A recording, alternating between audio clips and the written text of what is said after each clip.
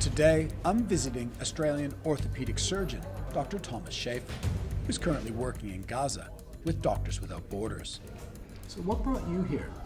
I always wanted to do something humanitarian. A nice gap came up with a sabbatical, and I said, okay, this is the time. It's not as much as an emergency response, which it was at the beginning, but now we have a sustained problem with recurrent injuries to lower limb and the fallout of these injuries, which is the main problem at the moment.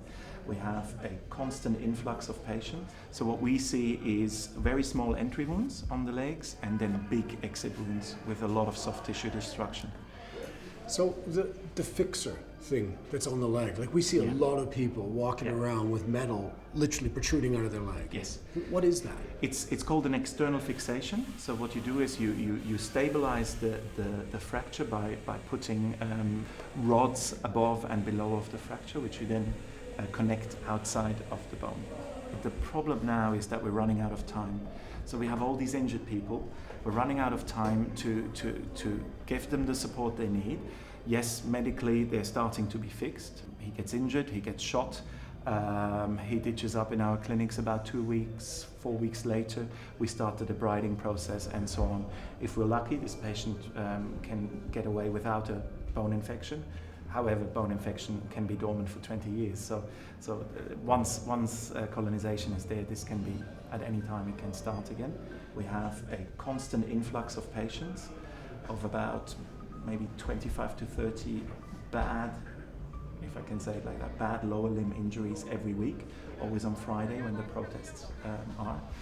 And so if I go and compare it with Western Australia, 1.8 million people, and here in Gaza we're 1.8 million people. If we had a current influx of 30 open gunshot fractures every week, we would be struggling in our system. It's hard for us to comprehend the amount of patients, the specificity of the wounds. You know, in some cases, the inability to communicate with people that are hurt, the pride of not getting treated, and this whole martyrdom thing is a strange concept that if something bad happens to them, it's celebrated, as opposed to we would all be, in Australia, we'd be like, whoa, like super care, super attention, super focused.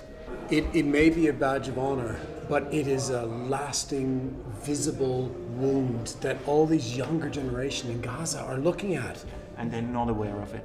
They're not aware that this is gonna impact their life forever, like really forever.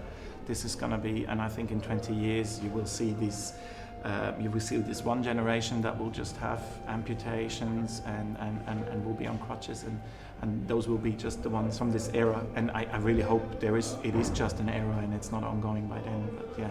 But that's part of it, isn't it, for you as a doctor, is to concentrate on the specific task and not worry about the geopolitical situation. Still very difficult. Still difficult. Is he going to go back out to the protests? بروح كل جمعة.